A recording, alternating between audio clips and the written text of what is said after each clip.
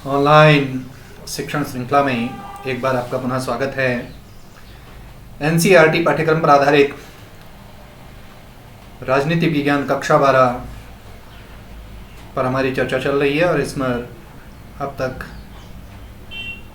हम 2 पाठ पूरे कर चुके हैं। एक तो राष्ट्र निर्माण की चुनौतियाँ और दूसरा शीत युद्ध का दौर। अभी हम भाग 1 का जो दूसरा पाठ है द्विध्रुवीयता का अंत, उस पर हमारी चर्चा चल रही है। इस पर भी 2 वीडियो इससे पूर्व आ चुके हैं। अगर आपने उनको नहीं देखा है तो आप उनको अवश्य देखें, तभी आपको आगे की चीज़ें समझ में आएंगी। और बाकी अन्य के सारे वीडियो देखने के लिए आप चैनल की प्लेलिस्ट पर जा सकते हैं, या फिर ये जो डिस्क्रिप्शन बॉक्स है नीचे आपको एक उल्टा त्रिभुज दिख रहा होगा, उसको आप क्लिक करें तो उसके नीचे पूरा डिस्क्रिप्शन बॉक्स खुल जाएगा। आप उसमें भी जा करके पार्ट वाइज मैंने लिंक दे रखे हैं। आप जिस टॉपिक पर आप देखना चाहते हैं उस पर आप देख सकते हैं। तो आज हमारी हम अब जो चर्चा करेंगे, या चर्चा का जो, जैसे मैंने कहा, द्विध्रुवीयता का अंत पर हमारी जो चर्चा दी रही थी, तो उसमें सोवियत संघ के विघटन के परिणाम, शॉक थेरेपी का अर्थ, परिणाम, इन पर हम बात करेंगे। हाँ, एक चीज़ और है, एक रिक्वेस्ट आपसे और है कि यदि आप वीडियो देख रहे हैं तो इसको पूरा अवश्य देखें, शुरू से अंत तक देखें, तभी चीज़ें आपको समझ में आएंगी। और दूसरी बात यह है कि आप जो है इस चैनल को सब्सक्राइब अवश्य करें और वीडियो को लाइक करें, अपने दोस्तों तक इसको शेयर अवश्य करें ताकि सभी तक इसका फ़ायदा हो। हाँ, आपको कोई सुझाव है, आपको कोई बात कहीं पर कोई दिक्कत है, कोई समझ नहीं आ रहा है, या कुछ और एडिशनल आप समझना चाहते हैं तो आप कमेंट कर सकते हैं। आप व्हाट्सएप नंबर भी लास्ट में दिया गया है, आप उस पर भी अपना कमेंट भेज सकते हैं, तो उस पर निश्चित ही उस पर जो है काम किया जाएगा। तो हम आज जो हमारी चर्चा का मुख्य बिंदु रहेगा, जैसे मैंने कहा द्विध्रुवीयता का अंत पर हमारी बात हो रही है, और उसमें भी हमारी चर्चा का जो मुख्य बिंदु रहेगा वो रहेगा सोवियत संघ के परिणाम, सोवियत संघ के विघटन के परिणाम, उस पर हम बात करेंगे। और सोवियत संघ के विघटन के परिणामों में हम शीत युद्ध के 3 परिणामों पर मुख्यतः बात करेंगे। शीत युद्ध के दौर का अंत हो जाता है। दूसरा, विश्व पटल पर नवीन शक्ति समीकरणों का उदय होने की जो संभावनाएं हैं उस पर वो भी इसके एक परिणाम के रूप में हम देखेंगे, उस पर चर्चा होगी। और तीसरा होगा वो है नवीन गणराज्यों का उदय, इस पर हम काम करेंगे। और इसके अलावा हमारी चर्चा में जो और बिंदु शामिल रहेंगे वह है शॉक थेरेपी, यानी आघात द्वारा उपचार, उसका अर्थ हम समझेंगे और उसके परिणामों पर भी बात होगी। और उसमें जो मुख्य परिणाम होंगे वो होगा औद्योगिक ढांचे का चरमराना, जिसको गैरेज कहा जाता है, इतिहास की सबसे बड़ी गैरेज, उस पर हम बात करेंगे। और मुद्रास्फीति पर भी हमारी बात होगी। और लोक कल्याणकारी जो व्यवस्था थी, उस व्यवस्था का अंत कैसे हुआ इस शॉक थेरेपी के कारण, उस पर भी बात होगी। और किस तरह से कमज़ोर लोकतंत्रों की स्थापना हुई, इस पर भी हम बात करेंगे। तो अभी तक इससे पहले की वीडियो में जब हम कारणों पर बात कर रहे थे, कैसे सोवियत संघ का विघटन हो, तो हमने ये पाया कि 1980 तक आते आते लगभग जो है सोवियत संघ काफ़ी कमज़ोर हो चुका था। गोर्बाचोव 1985 में आते हैं। उस समय तक स्थिति और ख़राब है। वो सुधार के लिए कुछ कदम उठाते हैं, जिस पर हमने इससे पहले ग्लासनोस्त और पेरेस्ट्रोइका, उस पर हमने इससे पहले बात करी। तो हमने देखा कि धीरे धीरे करके स्थिति और सोवियत संघ की खराब होती चली जाती हैं और अमेरिका उतनी ही आगे बढ़त देता हुआ जाता है। और इसका एक उदाहरण ये भी है कि 1990 में जब जो है ईरान ने कुवैत पर कब्जा कर लिया, तो उस कब्जे को छुड़ाने के लिए तो ईरान को मनाया गया कि वो अपना कब्जा छोड़ दे, लेकिन वो नहीं माना। तथा संयुक्त राष्ट्र ने जो है वहाँ पर सैनिक कार्यवाही का आदेश दे दिया। और इस तरह से जो सैनिक कार्यवाही का वहाँ पर आदेश दिया गया, तो उस कार्यवाही के तहत जो ऑपरेशन हुआ उसको ऑपरेशन डेजर्ट स्टॉर्म कहा जाता है, संयुक्त राष्ट्र की सेनाओं की, जिसको लीड कर रहा था अमेरिका। और उसके तहत जो है कुवैत को छुड़ाया गया और इस तरह से स्थिति हो गई। तो एक प्रकार का सैन्य अभियान था जो अमेरिका के नेतृत्व में था, और इस अभियान ने ये दिखा दिया, अमेरिका ने अपने आधुनिक से आधुनिक बमों का और अपनी जो भी उसकी रक्षा सैन्य प्रणाली थी उसका उसने इस्तेमाल किया और दुनिया को ये दिखा दिया कि बहुत शक्तिशाली है, और वो रूस उससे काफ़ी पीछे हो चुका है। तो ये सारी बातें हैं इसके अंतर्गत थी। तो आइए हमारा जो आज चर्चा का, जैसे मैंने कहा, जो मुख्य बिंदु रहेंगे वो है सोवियत संघ की विघटन के परिणाम। तो उसमें हम बात करेंगे। तो सोवियत संघ के विघटन के जो परिणाम हैं, उन सोवियत संघ के विघटनों के परिणामों में हम जो बात करेंगे, सोवियत संघ के विघटन के जो परिणाम हैं, उन सोवियत संघ के विघटनों के परिणाम में जो पहला जो बिंदु था वो था शीत युद्ध के दौर का अंत। तो कैसे शीत युद्ध के दौर का अंत हुआ? तो हम ये अच्छी तरह से जानते हैं कि सोवियत संघ के विघटन ने विश्व को व्यापक रूप से प्रभावित किया। तो करता भी क्यों नहीं, क्योंकि दो ध्रुव बने हुए थे और एक ध्रुव का को सोवियत संघ लीड कर रहा था, उसका नेतृत्व कर रहा था, और जब उसका विघटन हो जाता है तो निश्चित रूप से उसके व्यापक नतीजे होंगे, बड़े प्रभाव होंगे। तो सोवियत संघ के जो विघटन के परिणाम में हालांकि उनको कई भागों में और कई टॉपिक्स में उनको बांटा जा सकता है, कई तरह से उनका, लेकिन हम समेटने के रूप में मुख्यतः टॉपिकों पर यहाँ पर बात करेंगे। और उसमें भी पहला जो है वह है शीत युद्ध के दौर का अंत। तो ये स्वाभाविक है कि जब सोवियत संघ का विघटन हो गया तो एक सोवियत संघ के विघटन का होने का मतलब है कि एक महाशक्ति समाप्त हो गई और अब केवल एक ही महाशक्ति रह गई, यानी अमेरिका रह गया। तो सीधी सी बात है कि दोनों देशों के, दोनों महाशक्तियों के मध्य, दोनों ध्रुवों के मध्य, पहली दुनिया और दूसरी दुनिया के मध्य जो संघर्ष था, वो संघर्ष, वो जिसको शीत युद्ध का नाम दिया गया, वो संघर्ष अब एक तरह से उस दौर का अंत हो जाता है, जहाँ हमेशा ये डर बना रहा, जहाँ हमेशा ये स्थिति बनी रही थी कि कभी भी तीसरा विश्व युद्ध छिड़ सकता है। तो इसके साथ ये सारी चीज़ें अंत हो गई। ये दोनों ही जो महाशक्तियाँ थी, जैसे मैंने पहले भी कहा कि ये विचारधाराओं के आधार पर थी। एक अमेरिका जो पूंजीवाद और उदारवाद का नारा बुलंद कर रहा था, और दूसरा सोवियत संघ जो साम्यवाद का नारा बुलंद कर रहा था, समाजवाद का नारा बुलंद कर रहा था। तो इन विचारधाराओं के आधार पर इनमें प्रतिस्पर्धा चल रही थी, हमने ये अच्छी तरह से, और दोनों ही अपने आप को श्रेष्ठ सिद्ध करने के लिए एक दूसरे से होड़ में थी कि, और दुनिया भी इस बात को देखने के लिए एक तरह से कहें इस तरह से, इस रूप में कि इसका अंत क्या होगा, कौन सी विचारधारा एक श्रेष्ठ विचारधारा के रूप में उभरेगी, पूंजीवादी या समाजवादी, साम्यवादी। और हमने ये भी जाना कि इन्हीं विचारधाराओं के आधार पर जो है पूरी दुनिया दो गुटों में बढ़ जाती हैं।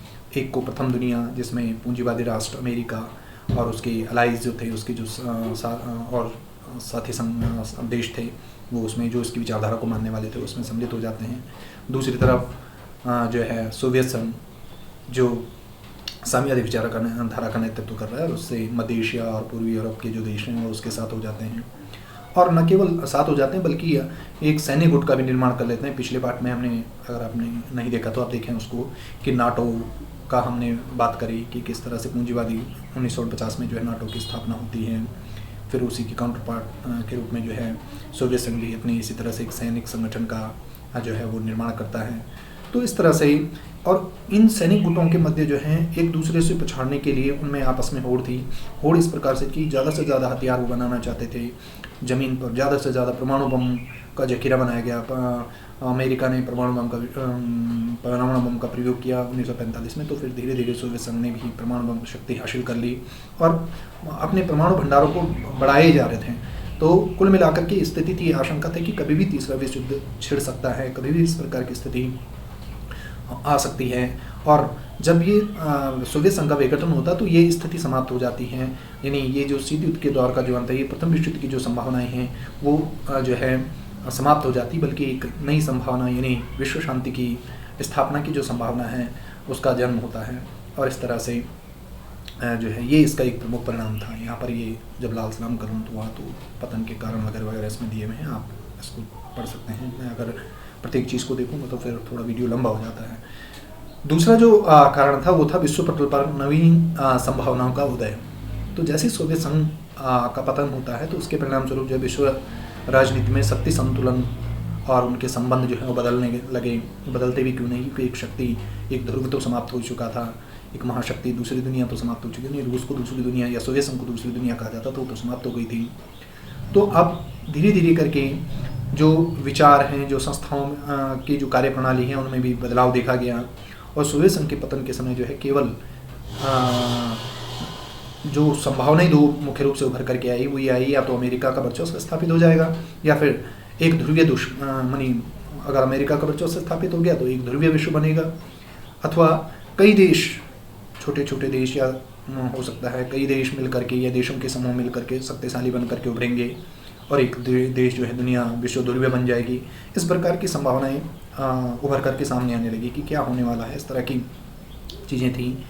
लेकिन जैसा हम देखते हैं कि सोवियत संघ के पतन के बाद जो है अमेरिका एक अकेली महाशक्ति बन बैठा। 1990 का मैंने अभी जैसे ऑपरेशन डेजर्ट स्टॉर्म की बात करी कि वहाँ उसने सिद्ध कर दिया कि वही शक्तिशाली रहेगा और वही शक्तिशाली रहने वाला है।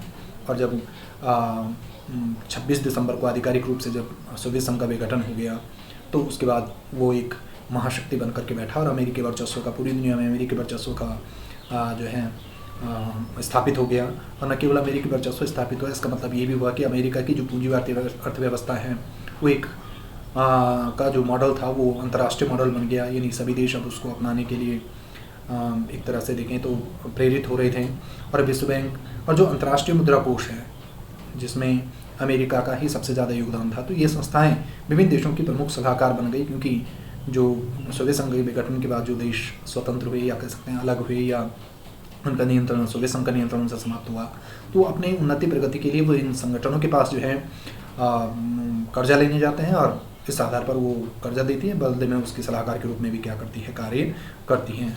तो इन देशों ने पूंजीवाद की ओर कदम बढ़ाने के लिए इन संस्थाओं से कर्जे लिए थे और राजनीतिक रूप से उदारवादी लोकतंत्र की राजनीतिक जीवन को सूत्रबद्ध करने की जो है सर्वश्रेष्ठ धारणा के रूप में पड़ा। और एक उदारवाद, जैसे मैंने कहा कि भाई लोकतंत्र की स्थापना होनी चाहिए, लोगों को ज़्यादा अधिकार मिलने चाहिए, व्यापार मुक्त होना चाहिए, इस प्रकार की नई नई संभावनाएं जो है उभर करके सामने आती है और ये इसका एक और परिणाम रहा। और तीसरा जो इसका परिणाम था वो था कि सोवियत संघ के कारण जो है नए देशों का उदय होता है। तो जैसे मैंने कहा कि सोवियत संघ का जब पतन होता है तो सोवियत संघ के पतन के बाद जो है उसके जो अलाइज 15 गणराज्य थे, वो 15 गणराज्य कल मैंने इससे पहले वाले वीडियो में भी हम बात करी कि किस तरह से वहाँ राष्ट्रीयताओं का उदय हुआ था। तो नए 15 गणराज्य उभर करके सामने आए, नए नए गणराज्य उभर करके सामने आए और अब इनकी अपनी स्वतंत्र पहचान थी, अपनी पसंद थी कि क्या चाहते हैं। और इनमें से कुछ देश खासकर जैसे बाल्टिक और पूर्वी यूरोप के देश थे, ये यूरोपीय संघ से जुड़ना चाहते थे, यूरोपीय संघ पर भी बात आगे होगी, और नाटो का हिस्सा बनना चाहते थे। अब इनमें से बहुत सारे देश नाटो का हिस्सा बनना चाहते थे। मध्य एशियाई देश अपनी जो मध्य एशिया के देश हैं वो अपनी विशिष्ट भौगोलिक स्थिति का फ़ायदा उठाना चाहते थे और उससे ही वो जुड़ा रहना चाहते थे, उससे साथ अपने जो रिश्ते हैं उनको मजबूत रखना चाहते थे और रखा। इसी प्रकार से जो है पश्चिमी अमेरिका, चीन और अन्य देशों के साथ उन्होंने संबंध बनाया और इस प्रकार अंतर्राष्ट्रीय फलक पर कई नए खिलाड़ी जो हैं, एक खिलाड़ी के रूप में मतलब कई देश जो हैं वो सामने आते हैं और जिनके अपने हित थे, अपनी पहचान थी, अपनी और अपनी आर्थिक और राजनीतिक जो है उनकी अपनी अलग समस्याएं थी। तो यहाँ पर ये जो मैप ही मैंने दिया है, ये 15 गणराज्य जो उससे टूट करके आए थे उनकी हम बात हो रही है। कर्सर दिख नहीं रहा मेरे को। तो ये जैसे इसका जो विघटन के बाद जो प्रमुख उत्तराधिकारी बना सोवियत संघ का वो रशिया ही था, रूस था, उसके बाद इस्तोनिया, फिर जो है लाटविया, लिथुआनिया, बेलारूस,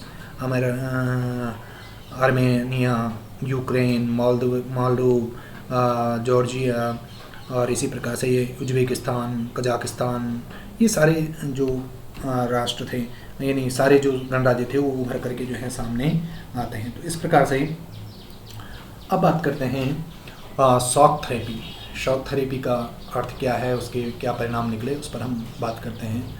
तो सबसे पहले बात करते हैं शॉक थेरेपी। एक इम्पॉर्टेंट, जैसे मैंने पहले भी बार बार आपको कह रहा हूँ कि इनको एक पार्ट इम्पॉर्टेंट है, 10 से 12 नंबर का इसमें से बोर्ड के एग्ज़ाम में आता है। इसकी वैल्यू 10 से 12 नंबर के 100 नंबर के पेपर में। तो अपने आप में आप ये समझिए कि 10% तो आपका अकेला यही पार्ट कवर करता है अगर आपका ये ठीक हो जाता है। और उसमें भी ये प्रश्न जो शॉक थेरेपी का अर्थ क्या है, उसके परिणाम क्या है, जो कुछ बताया जा रहा है, हर चीज़ इंपॉर्टेंट है। कभी कुछ आता है, कभी कुछ आता है, लेकिन बदल बदल कर कुछ न कुछ जो है आता रहता है। कभी सोवियत संघ के परिणाम आ जाएंगे, विघटन के परिणाम आ जाएंगे, कभी उसके कारण आ जाएंगे, कभी शॉक थेरेपी का अर्थ आ जाएगा, कभी ऑपरेशन डेजर्ट स्टॉर्म से आपके कुछ ना कुछ इस तरह से आता रहता है। तो बात करते हैं शॉक थेरेपी का अर्थ। तो सोवियत संघ के पतन के बाद जो है रूस और अन्य गणराज्यों में जो है समाजवादी व्यवस्था से लोकतांत्रिक पूंजीवादी व्यवस्था तक का संक्रमण का एक दौर रहा जो बड़ा कष्टप्रद था। यानी अब सोवियत संघ था वो एक समाजवादी व्यवस्था थी, साम्यवादी व्यवस्था थी। जब उसका पतन हो गया तो जैसे मैंने कहा अब अमेरिका का मॉडल, पूंजीवादी मॉडल दुनिया के लिए एक कह सकते हैं प्रेरणा का स्रोत बन गया। तो सीधी सी बात है कि साम्यवादी व्यवस्थाओं को जहाँ जहाँ साम्यवाद था उनको पूंजीवाद में बदलना था। तो एक बहुत बड़ा कष्टप्रद दौर था और इन देशों में पूंजीवाद के और संक्रमण का के लिए विशेष एक मॉडल अपनाया गया, एक खास मॉडल अपनाया गया और जिसके अंतर्गत इन देशों की अर्थव्यवस्था में सुधार के नाम पर क्या हुआ कि विश्व बैंक और अंतर्राष्ट्रीय मुद्रा कोष द्वारा ये देश वहाँ कर्जा लेने गए, और कर्जा देने इस शर्त पर दिया गया कि ये देश अपने उद्योगों का क्या करेंगे, इस प्रकार से पुनर्गठन करेंगे जैसा निर्देश कौन देगा, क्या नाम है इसका, अंतर्राष्ट्रीय मुद्रा कोष और विश्व बैंक जैसा निर्देश देगा, उस आधार पर वो पुनर्गठन करेंगे। और उसके निर्देश ये हुआ करते थे कि उद्योगों का निजीकरण किया जाएगा। निजीकरण का मतलब कि अब तक जैसा हमने कहा, रूस में आदेशित अर्थव्यवस्था थी, यानी सारा का सारा जो अर्थव्यवस्था का नियंत्रण था वो राज्य के पास था, राज्य के पास नहीं रहेगा, अब सरकार का नियंत्रण नहीं रहेगा, बल्कि इसका निजीकरण किया जाएगा, निजी हाथों में इसको सौंप दिया जाएगा। यानी जो जैसे हमने कहा कृषि का सरकारी सहकारीकरण किया गया था, सामूहिकरण किया गया था, उनको भी अब निजी हाथों में बेच दिया जाएगा, कृषि का को समाप्त करके निजी हाथों में, यानी कुल मिलाकर के निजीकरण करना ये मॉडल था। मुक्त व्यापार व्यवस्था को अपनाना, मानी किसी भी देश की कोई भी वस्तु जो है व्यापार के लिए सबके लिए दरवाजे खुला रखना। तो ये सब सोवियत संघ और उसकी जो विचारधारा के एकदम विपरीत था, क्योंकि अब तक सोवियत संघ की अर्थव्यवस्था इस प्रकार की नहीं थी, अब तक इस तरह से वहाँ स्थिति नहीं थी। वहाँ तो पूरा कंट्रोल्ड वे में सब कुछ होता था, नियंत्रित आधार पर सब होता था कि सरकार, जैसे मैंने इससे पहले भी कहा कि जो वो चाहती थी उस हिसाब से व्यापार होता था। लेकिन अब इस तरह की बात उनके लिए कहा जाए तो एक तरह से उनके लिए आघात था। आघात माने शॉक था, इंग्लिश में कहेंगे तो शॉक, हिंदी में कहेंगे तो आघात था। और ये आघात जो था ये किसी आघात से उनके लिए कम नहीं था। तो विश्व बैंक का जो ये मॉडल अपनाया गया कि कर्जा दो, यानी आघात दो और तब उसका उपचार करो, यानी तब उसकी अर्थव्यवस्था को सुधारो। यानी कर्जा तभी मिलेगा, पहले आपको एक शॉक दिया जाएगा। शॉक का मतलब है कि आपको सारी चीज़ों का निजीकरण करना पड़ेगा और तभी आकर के आपको कर्जा मिल सकता है। तो इसे ही आघात द्वारा उपचार या शॉक थेरेपी कहा जाता है। तो उम्मीद है आपको ये चीज़ समझ में आ गई होगी, तो इस पर आप देख लें। दूसरा जो अब बात करते हैं शॉक थेरेपी के परिणामों की। तो जैसे मैंने कहा शॉक थेरेपी जो अपनाई गई यह 1990 में अपनाई गई थी, 1990 के आसपास इसको अपनाई गई। और शॉक थेरेपी से बड़ी बड़ी उम्मीदें बांधी गई थी, लेकिन ये उन लोगों की उन आकांक्षाओं को पूरा नहीं कर पाई जिसका इसने वादा किया था।